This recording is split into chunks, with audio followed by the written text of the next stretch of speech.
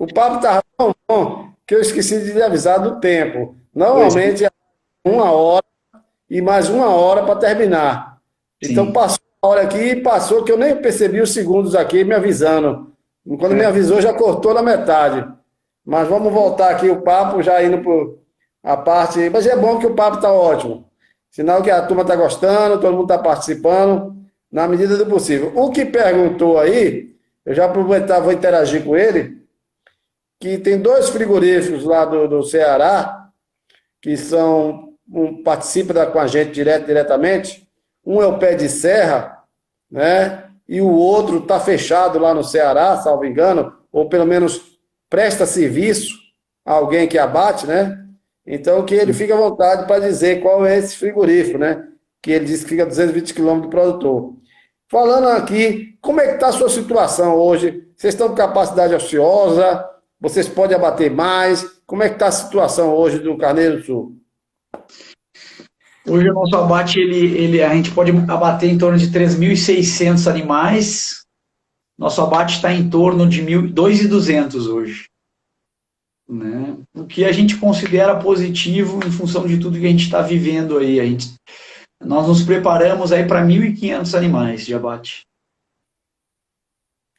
Porque aquela história, esse negócio de capacidade de abate é incrível, né? Porque uma coisa é abater e fazer corte, outra coisa é abater e só vender carcaça, né? Abater e vender carcaça a gente faz igual indústria de fazer cadeira, é rapidinho, né? É, Agora, verdade. fazer corte é complicado porque é questão de mão de obra.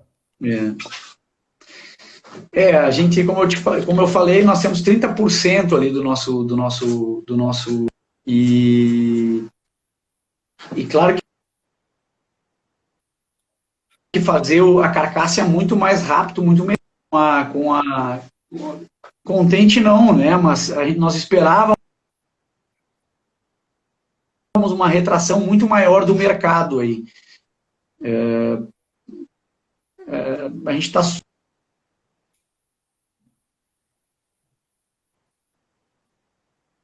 aí com o nosso resultado aí dos últimos 2, 3 meses aí. Claro Esse que mês de para maio o já momento, melhorou, né? né? E parece que o mês de maio não foi.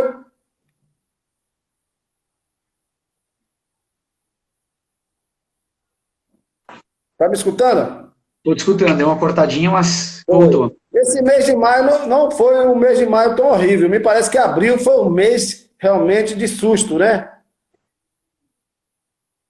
Hein? O mês de abril parece que foi um mês que assustou todo mundo. Exatamente, tudo é muito novo, o momento é um momento muito desafiador como um todo, né? E é um momento novo, a gente não sabe o que pode vir a acontecer.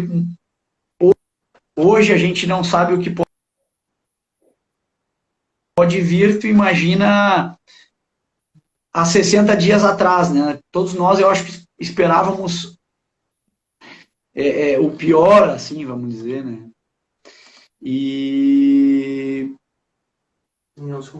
e, e eu acho que graças a Deus, claro que a gente teve um momento muito difícil, mas a gente está tendo, parece que não se confirmou a tragédia toda que a gente esperava aí, né?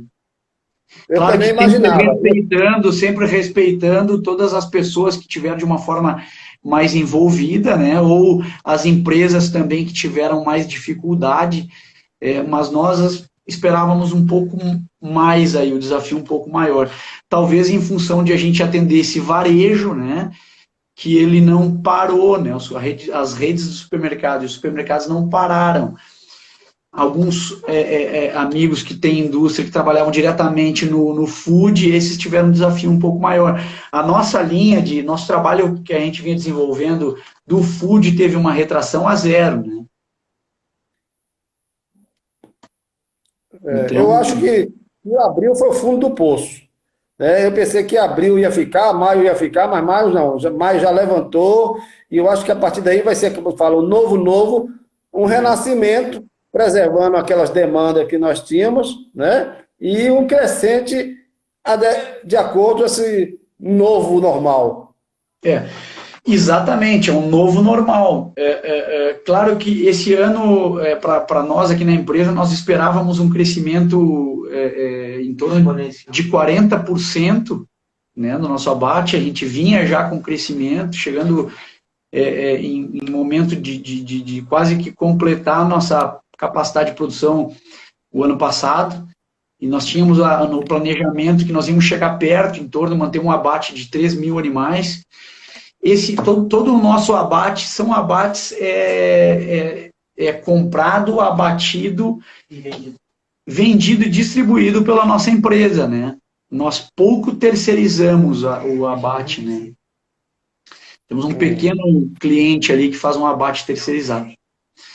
Eu tenho observado, João, já lhe interrompendo, que existe, quer dizer, isso que hoje já é uma realidade no Rio Grande do Sul, que a gente vem sinalizando para que seja realidade também no Nordeste, como forma de viabilizar algumas plantas frigoríficas ociosas e outras fechadas, né, para reabrirem, seria a prestação de serviço, né? E a gente observa, nós vamos ter inclusive uma live com o Felipe, né, o Felipe da Celebra, que é aí do Sul, que ele, inclusive, ele abate os animais dele, ou comprado deles, eu não conheço bem, em outro frigorífico, e faz os cortes na sala de desosso, o entreposto dele, enfim. Né? É uma ideia, porque é uma forma de ajudar essas plantas que estão ociosas ou que estão fechadas, para não fecharem.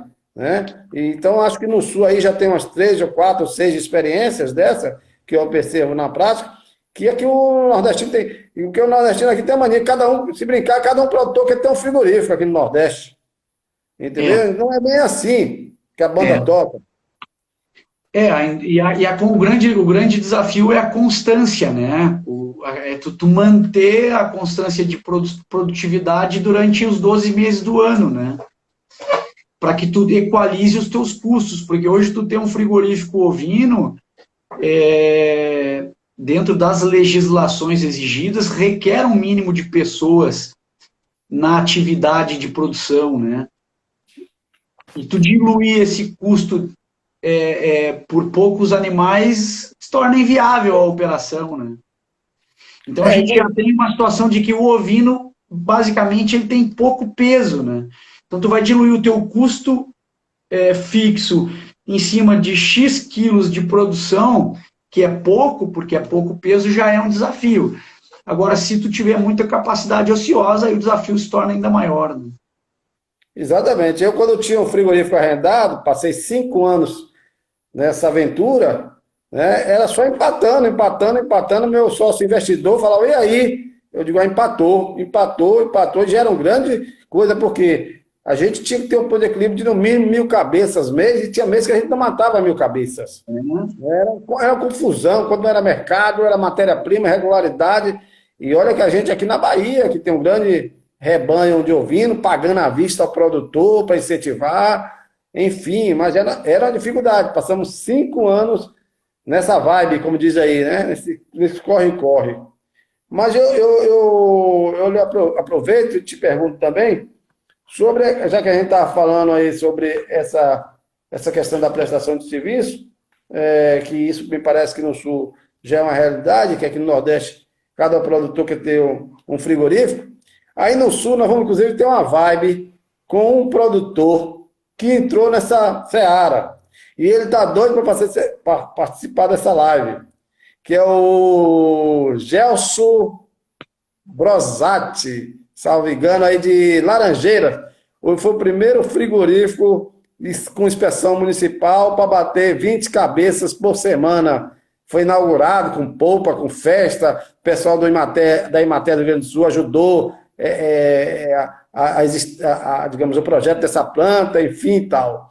E aí eu tenho mais ou menos 1 ano que ele participa desse grupo nosso, e eu venho conversando com ele, venho sentindo as agúrias, as dificuldades que ele vem passando para poder sobreviver. E eu acho que vai ser um relato muito importante essa live dele, para poder, em definitivo, as pessoas que querem montar frigorífico ou processamento, pensar 2, 3, 4 vezes.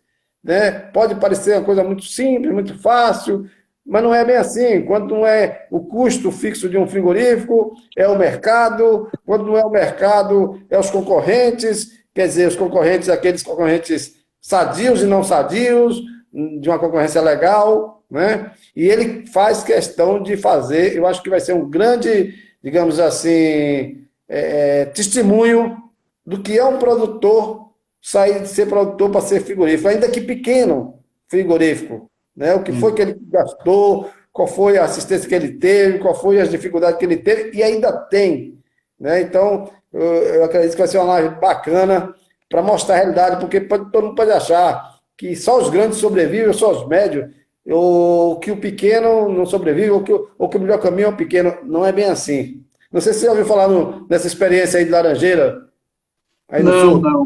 Mas eu quero. Quando é que é a live dele? Estava marcada para o dia 12, né? Ah, Eu vou confirmar com ele, dia quero, 12 ainda, né? Porque a gente tem que quero produzir o ver, quero banner. ver. Vai ser bem interessante, tenho certeza. Vou até mandar os dados. Ó, já vai ser aqui em live, na live. Vou mandar para você produzir o banner dele, porque ele não tem condições nem de produzir banner. Ah, ok, Viu? ok. Vou mandar os dados lá, você produzir o banner aí dele, para a gente mandar para a gente ver se dá 12, que vai ser um sábado. Ele Que está legal, doido para poder, vai ser vai ser, digamos assim, um testemunho interessante. Porque, eu volto a dizer, todo produtor quer ser dono de frigorífico. E não é bem assim, eu acho que tem espaço para todos, né? Você é dono de frigorífico, você sabe aí, para rodar uma indústria, qual é o sufoco que você tem que ter. E você tem aí, desde 2004, nessa história aí, e já passou por altas e boas, e persistiu e ainda está nessa história. Eu acho que por trás de a maioria de quem tem frigorífico de caprino ouvindo hoje no Brasil, passou dificuldade dessa natureza. Eu não sei qual a sua leitura. é muito desafiador, né? Os números do frigorífico. Imagina, nós estamos há 14 anos na ovinicultura. A gente sempre reinvestiu o nosso dinheiro aqui na empresa, né? Desde lá do princípio, quando nós compramos o frigorífico, nós compramos um frigorífico montado, né? Hoje nós somos o único frigorífico do estado do Rio Grande do Sul com inspeção estadual de abate exclusivo de ovinos, né? E é outro desafio, né? É muito, muito, muito, muito, muito, muito, muito. O que eu tenho para dizer das experiências que nós tivemos aqui, eu e o meu irmão como proprietário, é que vocês se unam aí em prol de um frigorífico só, para que possam fortalecer esse frigorífico e que cada um volte as suas energias muito mais para uma área comercial, de desenvolvimento de produtos, que certamente vão ter sucesso aí. Não aconselho, né? Se eu puder dar um conselho como empresário do ramo, que pequenos produtores não abram frigoríficos, que possam se unir e desenvolver alguma coisa juntos aí, através de uma cooperativa ou através de algum tipo de associação, e que cada produtor se preocupe com daqui a pouco a área comercial, as suas marcas, enfim, né? Estamos caminhando já para a finalização da nossa live, João. Eu gostaria que você falasse aí o que é que você pensa para frente, né? O que é que você imagina para a nossa ovinocultura, né? O que é que você acha desse movimento, que eu sempre ainda chamo de movimento, da nossa Associação Brasileira de Empresas do Agronegócio Caprino e Ovino, que no momento nós estamos mais cuidando mais da questão da carne e derivados, mas nós vamos também entrar no leite de derivados, peles, vamos ter alguns departamentos que atendam pessoas que é do leite e derivados, né, para poder atender isso, e para que a gente possa ser representado e ser ouvido nos fóruns, seja lá em Brasília, no Ministério da Agricultura, no Ministério da Indústria e Comércio, na Anvisa, nos Conselhos Federais de Medicina Veterinária, enfim, e que a gente possa fazer algumas ações conjuntamente, nós, o privado, com os públicos, né? Em função da nossa cadeia produtiva. Qual é o objetivo maior? Produzir mais, gerar mais renda, mais emprego e ter um produto de qualidade na mesa do consumidor final, que é o brasileiro, né? E quem sabe um dia a gente até virar exportador também. Eu vejo a ovinicultura no momento muito importante e vindo de uma evolução muito grande. A tecnologia vem nos aproximando, né? O que faz com que nós possamos, tanto nós da indústria como os produtores, terem uma troca de experiência muito maior e que fazendo também com que nós consigamos nos aproximar e fundir ideias através das experiências para construir a ovinicultura mais profissional, né? Mais segmentada e para que a gente possa ter uma participação significativa, como eu falei no princípio, no desenvolvimento socioeconômico das nossas localidades, né? Então, eu vejo, olhando os números da ovinicultura no nosso país, que nós somos um país que importa carne ovina, né, para poder atender o nosso mercado, eu vejo, olhando por esse lado, um caminho incrível aí pela frente, que a gente deve nos unir, trabalhar, trocar experiências um com o outro, para que a gente possa fazer com que a ovinicultura cresça como um todo, seja a indústria, né, todas as indústrias, seja o produtor também, e a gente juntos possa fundir ideias para fazer com que a ovinicultura dê esse salto aí para a profissionalização como um todo, né? E como eu disse também, a ovinicultura tem potencial, nós temos um volume de faturamento anual, todas as empresas, muito interessante. Nós queremos ajudar os nossos estados e o nosso país a pagar a conta, né? Mas a gente também tem algumas reivindicações aí para que juntos nós possamos construir e ter uma participação maior. Por falar em reivindicações, como anda nosso deputado federal aí, já que ele foi o autor daquela PL, o projeto de lei do incentivo à ovinocultura, inclusive eu participei diretamente com o gabinete dele durante 1 ano e meio, lá com o Leandro, que é o chefe de gabinete dele, dando ideia, sugerindo, correndo atrás, acompanhando todo o protocolo de um projeto de lei no Congresso para passar, e que aprovamos, e agora a gente precisa andar com esse PL, né? Precisa botar na prática, né?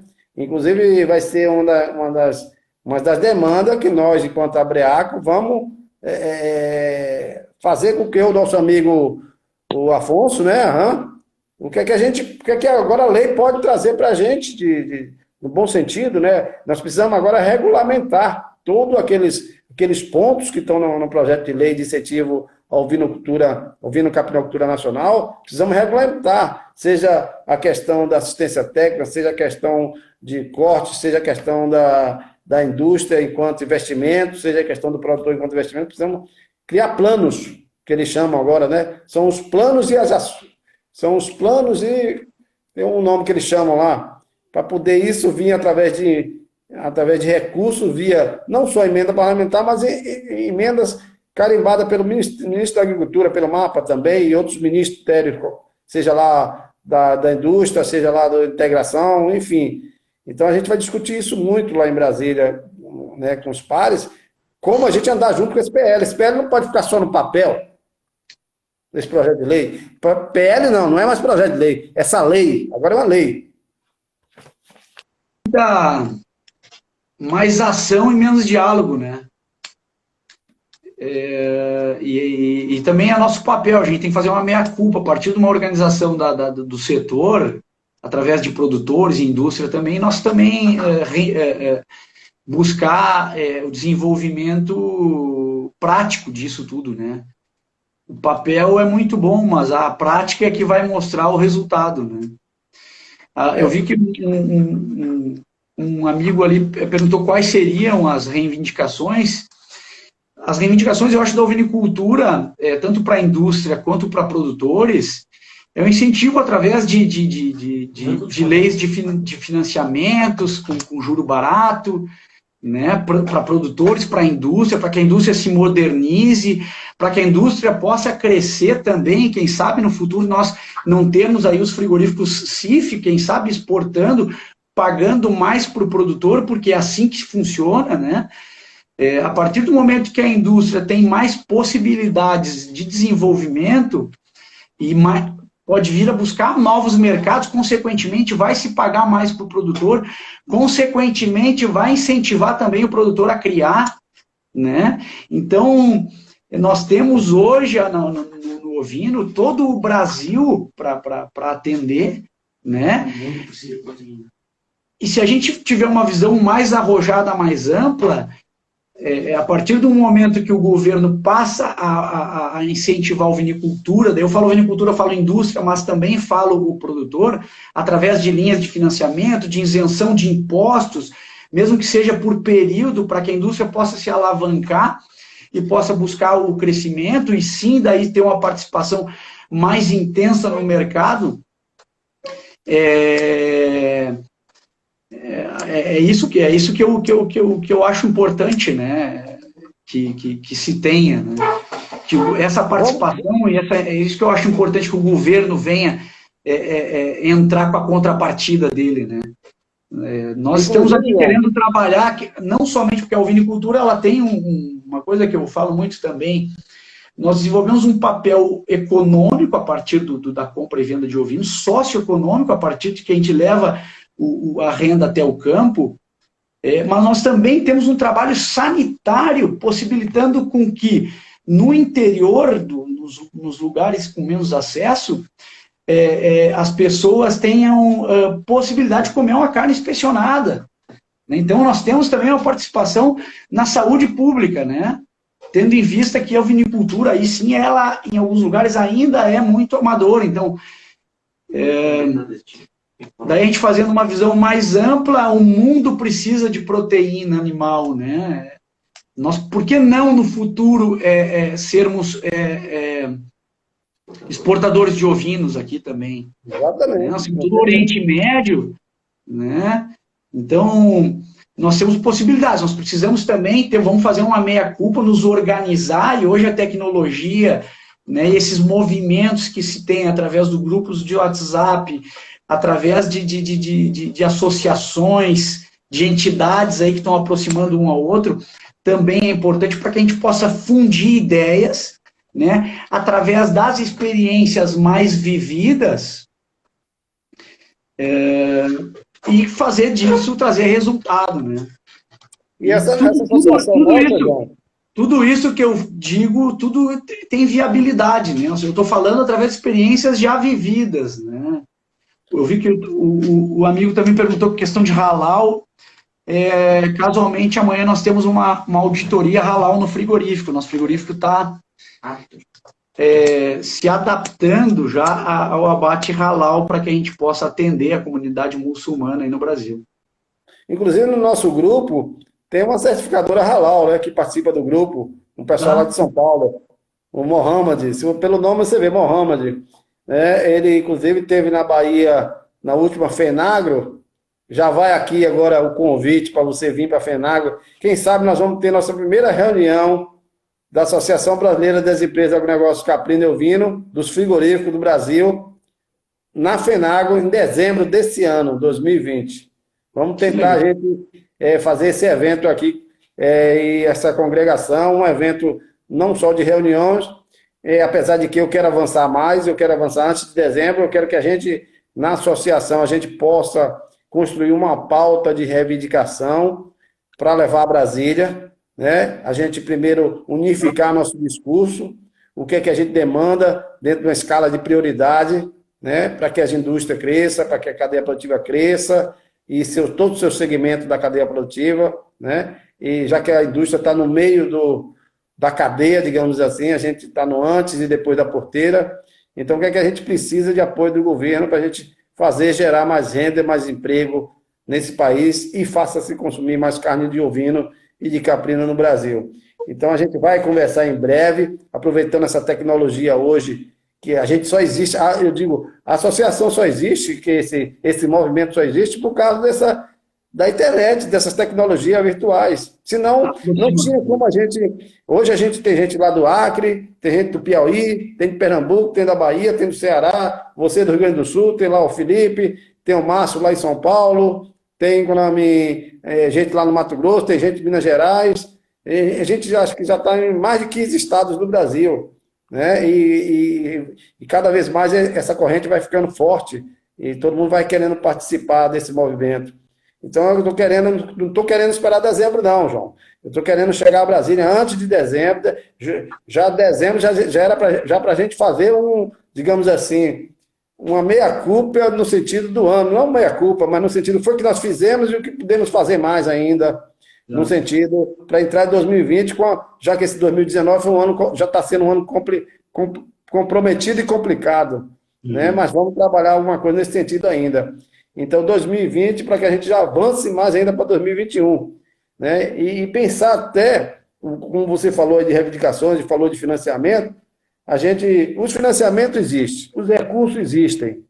A gente está querendo montar um projeto piloto aqui na Bahia, com apoio do Banco do Nordeste, com apoio da Federação da Agricultura do Estado da Bahia. Já temos, inclusive, esse apoio velado da Secretaria de Agricultura do Estado da Bahia, do Senar, né, dos dois únicos frigoríficos que estão em atuação, que são frigoríficos específicos de caprinos e ovina aqui da Bahia. Já temos esse aval, já íamos começar agora, mas veio essa pandemia, agora em março, que é o quê? A gente disponibilizar um crédito casado, ou seja, quando o produtor ou através da associação cooperativa, em uma determinada região da Bahia, for acessar um determinado crédito com toda a facilidade, esse crédito já vai estar disponível e ele também já vai estar comprometido, entre aspas, com alguma indústria frigorífica de fornecimento de matéria-prima, onde essa indústria frigorífica também entra com uma aval nessa história toda, desde que ele entregue a matéria-prima, né, ao frigorífico, para pagar o empréstimo, para custear o processo dele, seja de engorda, confinamento, criação, enfim, o banco que entende muito mais do que a gente, elaborar um produto, porque o recurso existe, elaborar um produto e o Senar, inclusive, dando assistência técnica 0800 para esse produtor que entrar nessa espécie de integração público-privada, se é que a gente pode dizer assim, né? Entre o Senar, entre a federação, entre o governo do estado, entre os frigoríficos e o produtor e o banco. Precisa de mais o quê? Mais nada. Então a gente só precisa se integrar aí, porque existe tudo, existe o animal, existe o produtor, existe o dinheiro, existe a assistência técnica, né? Então, existe o frigorífico. Então vamos, todo mundo aí, né? Estão perguntando aqui tem que ter garantia de preço mínimo. Claro, não tenha dúvida. O preço é acordado. Né? O preço tem que ser sentado na mesa. Se não tiver o preço acordado entre produtor e indústria frigorífica, não adianta nem começar a história. Né? Então, mas essa é uma questão interessante, né? Porque para a indústria é importantíssima a viabilidade para o frigorífico, né? Sem o produto, aliás, para o produto, se não tiver o produtor, não há indústria. Então, a gente tem acompanhado os números aqui e nós necessitamos que o produtor se mantenha aí. Quando a gente fica acompanhando os números dos nossos confinamentos aqui, para ver a rentabilidade deles, porque é importante para eles, para que nós possamos abrir uma rede de supermercado no Rio de Janeiro, eu preciso dele produzindo aqui. Eu só vou conseguir fazer um negócio lá em cima se eu tiver a certeza que ele vai pôr a ovelha dele em cria, o produtor vai pôr a ovelha dele em cria. Então, não tem indústria sem produtor, e não tem produtor sem indústria, é uma coisa só. Não tem como a gente distinguir, os dois têm que caminhar para o mesmo lado, trabalhando para que tenhamos um produto de qualidade na ponta, viável para todos no processo, produtor e indústria, revenda e consumidor final acessível. Senão não funciona, né? Tem que ser bom para todas as pontas para a gente poder crescer, né? Senão não se sustenta. O frigorífico, infelizmente, não pode entrar nessa seara, pelo menos a maioria dos frigoríficos capim ovino que eu conheço no Brasil, não pode entrar nessa seara de estar financiando o produtor, nem tampouco assistência técnica. Até eu acho que tem uns que tentam fazer até a orientação técnica, tem que fazer o governo. Nós somos pequenos, médicos pequenos ainda, estamos em fase inicial de competitividade nesse processo de abate. Então, eu acho que o banco entrando nessa história é uma garantia para o banco e uma garantia para todos.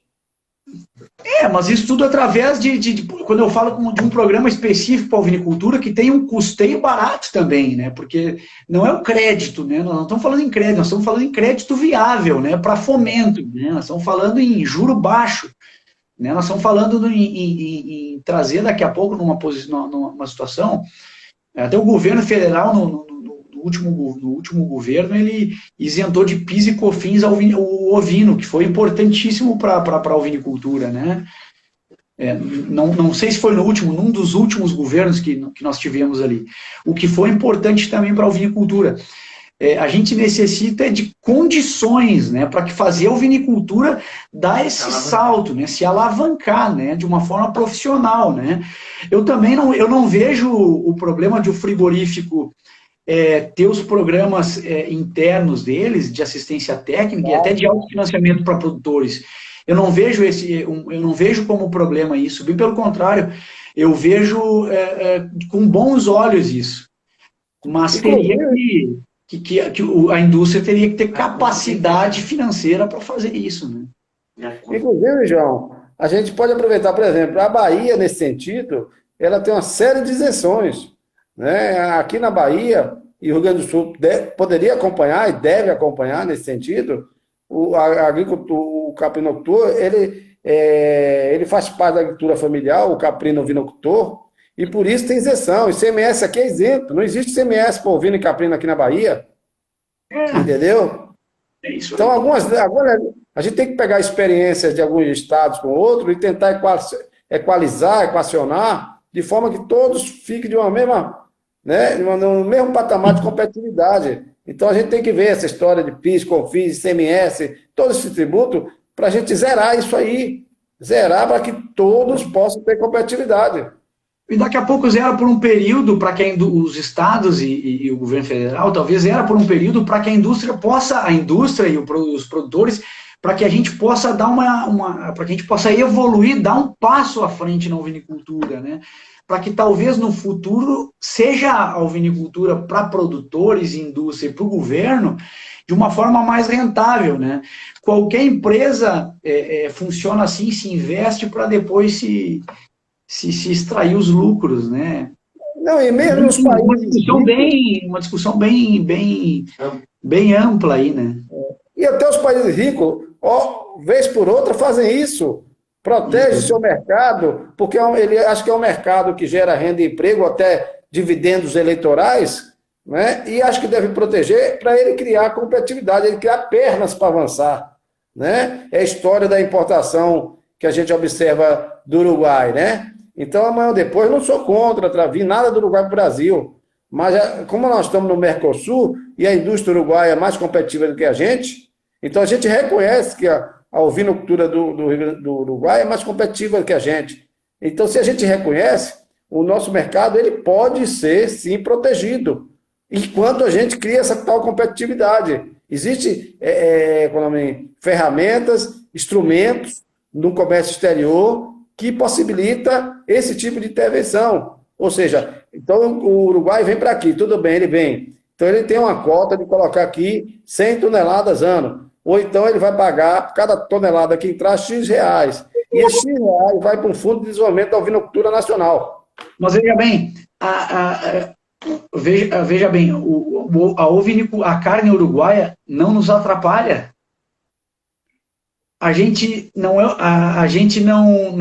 Nós, a indústria, nós, ovinicultores no geral, nós não atendemos a nossa demanda, nossa própria demanda ainda. No futuro pode-se pensar de uma forma assim, mas hoje, se a gente for ver, talvez a carne uruguaia fundir a carne ovina no país, né? Porque nós, a Carneiro Sul e outros frigoríficos, a gente não consegue chegar em todos os lugares ainda. Nós não temos estrutura para isso ainda, nem nós, indústrias, e nem o produtor. Então, a gente tem um gap ali, um time para se estruturar, para aí sim, no futuro, nós poder pensar alguma coisa dessa forma. Mas eu vejo que a carne vinda do Uruguai, ela pulveriza o consumo de ovino no nosso país. Eu concordo, inclusive ela preenche um vazio que não tem no Brasil. Mas eu lhe digo o seguinte, uma coisa, não sei se eu...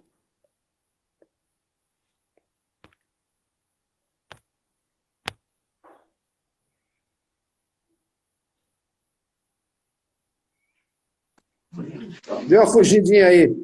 Caiu. Deu uma fugidinha aí. Viu? Uma coisa é o seguinte, a carne uruguaia, para mim, eu acho que tem dois momentos a carne uruguaia em relação à brasileira. Um momento é quando as empresas brasileiras se tornaram grandes. Aí eu falo a empresa brasileira, o quê? Marfrig, JBS, tal, né? Que passaram a comprar todas as plantas frigoríficas aqui no Cone Sul, digamos assim, né? Então, nós tivemos esse momento, que é um momento, eu acho que de 10, 15 anos para cá. E tivemos um momento de 10, 15 anos atrás. Porque o que acontece hoje, eu não sei se você percebe isso, mas eu percebo isso muito claro, que eles têm um conhecimento de logística muito grande aqui do Brasil. Você que está aí no Rio Grande do Sul, talvez possa me auxiliar nesse sentido. Às vezes, os preços que chegam, determinadas épocas do ano aqui, são preços absurdos, que eu não sei nem se esse preço, eles vendem no Uruguai por esse preço. Vender uma paleta por R$19 o quilo, né? É claro que tem influência do dólar. Quando o dólar está alto, como teve agora quase 6, isso não é, essa conversa a gente esquece.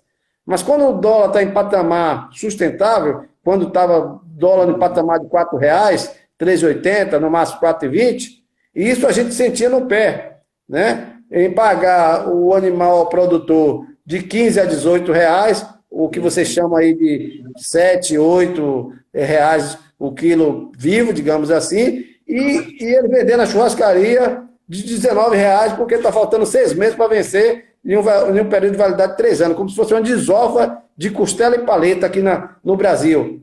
Mas de fato é, né? Mas é isso que a gente tem que compreender. A carne uruguaia, ela tem, por vezes, 2 anos de validade.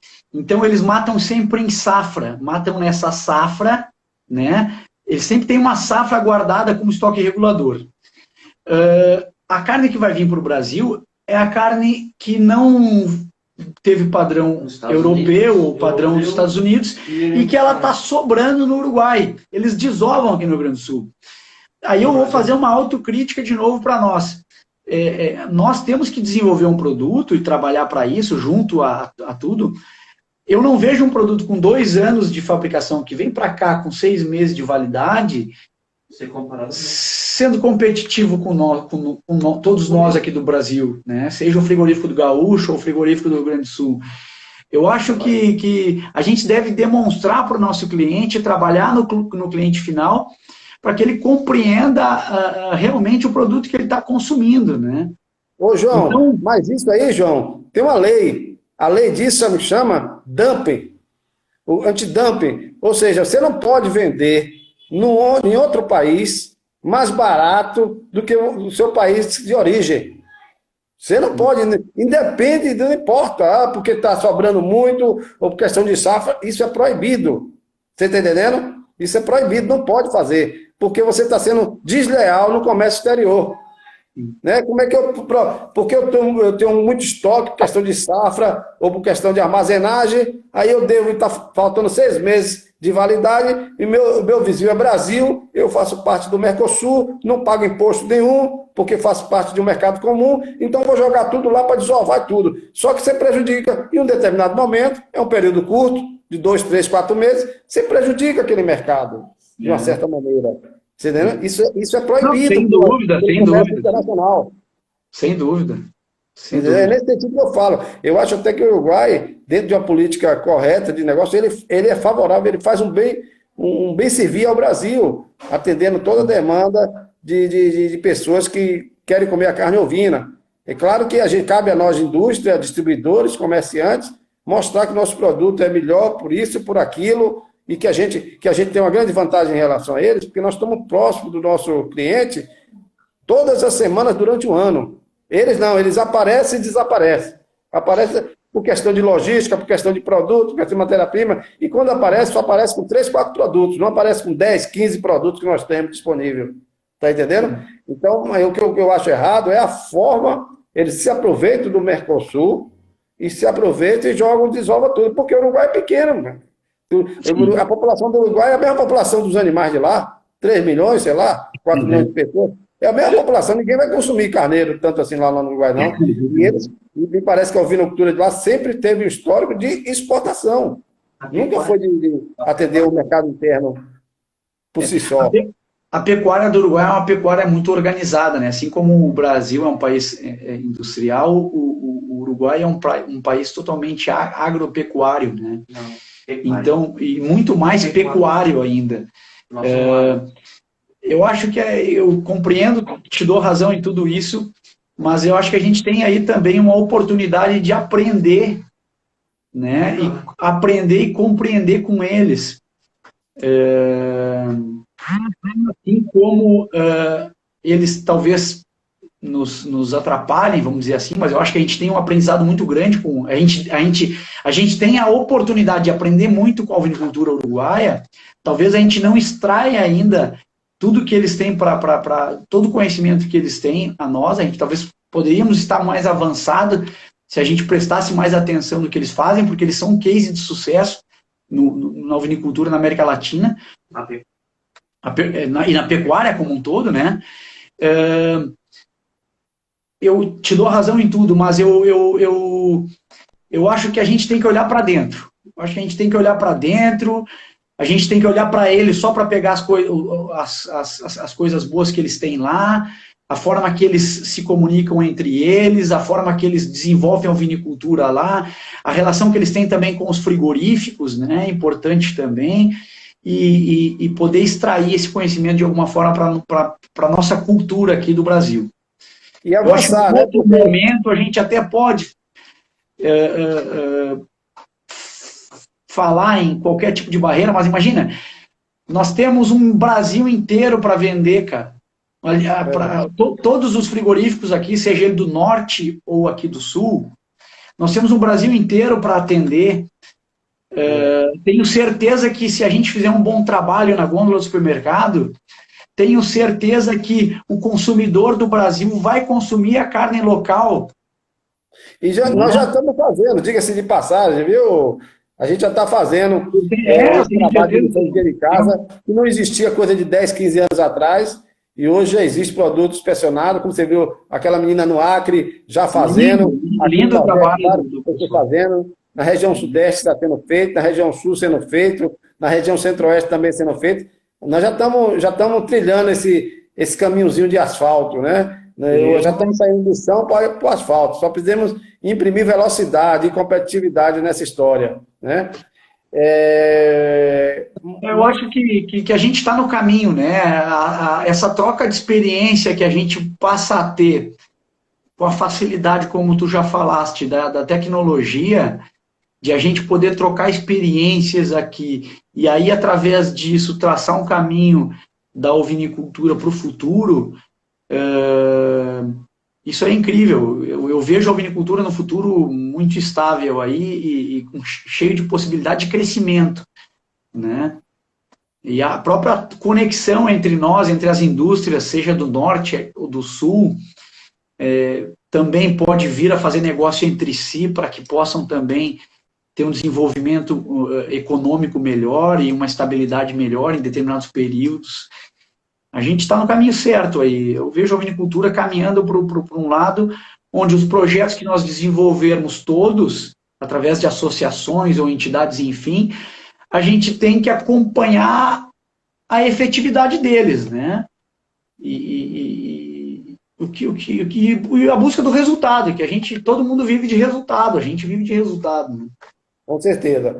Falando em resultado, já vamos para o resultado do final da nossa live. Foi um resultado espetacular, acho que quem participou, independente de quem participou da live, em live, né, ao vivo,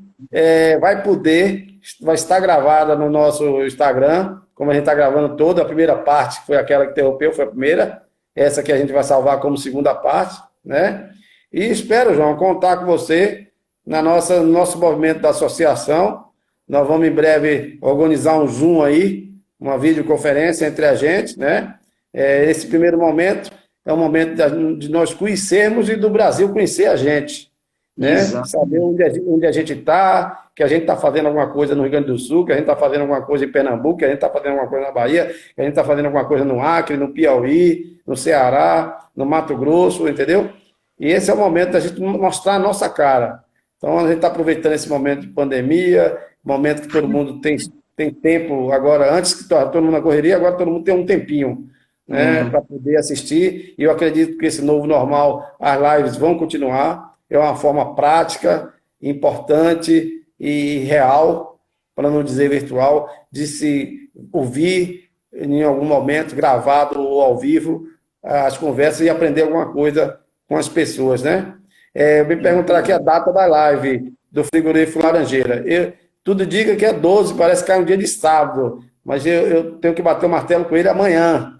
Vou mandar aí para João, que já comprometi com ele para ele fazer o bannerzinho da live dele. Claro, manda aí, que vai ser um prazer colaborar aí com ele. Pronto. E amanhã à noite eu já vou se bato o martelo com ele, porque parece que 12 é um sábado, esse sábado agora, dessa semana. E dia 18 nós vamos ter a live com o Felipe, da Celebra, né? Que legal. O Felipe. Legal, Você grande imagina, também. imagina que eu batendo papo com o Felipe e ele tem um tal de um kit churrasco, que ele fez lá, uma embalagem bonitinha e tudo, e eu me lembrei, não foi seu tempo, e quando eu era estudante de veterinária, da década de 80, eu já estudava muito Ovino e Caprino, e falei muito do tempo da Frango Sul, quando a Frango Sul lançou o kit churrasco e começou a fazer integração em ovinos aí no Sul. Uhum. E aí ele me falou, rapaz, parece que o pai dele já é falecido. Eu não perguntei. Não, falou, não, ele não é não, o seu Aristides. Ele falou, quem criou isso foi meu pai lá na Frango Sul, que criou o kit churrasco, vendia, a Frango Sul vendia o kit na época, né? E depois a Pampiano comprou a Frango Sul, não sei o que para lá e tal, e hoje acabou acabando tudo, né? Na Ovinocultura foi a ideia que nós acompanhamos de integração, a primeira ideia de integração nos moldes mais ou menos da avicultura, porque a Frango Sul tem experiência em frangos, e que não deu certo por uma questão de produção, por uma questão de safra, entre safra, de preço, uma série de coisas. Mas foi um ponto de vista. Para uma grande companhia, para uma grande companhia, a ovinicultura, de fato, ela não é interessante, né? Tem que ser um modelo de frigorífico pequeno para que tenha rentabilidade e o resultado. Para uma grande companhia que está acostumada com escala, ela não vira, não adianta. João, fique à vontade para fazer suas considerações finais e estamos disponíveis você aqui na BEAC, vamos se falando nos nossos privados e no grupo da associação. A palavra está com você para encerrar aí. Foi um prazer estar contigo, parabéns pela iniciativa de todos vocês da Abriaco em aproximar a ovinicultura brasileira, independente da distância.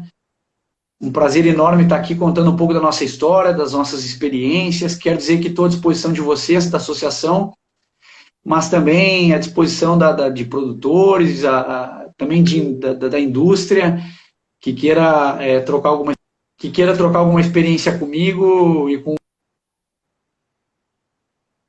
Humberto aqui, que é meu irmão e meu sócio e fundador aqui da empresa. A gente está aberto e a gente compreende que tem espaço para todo mundo e a vida é um eterno aprendizado e a gente está pronto para colaborar com alguém que necessite e também para aprender, que a gente está sempre aprendendo aí. Muito obrigado por tudo e por participar com vocês aqui.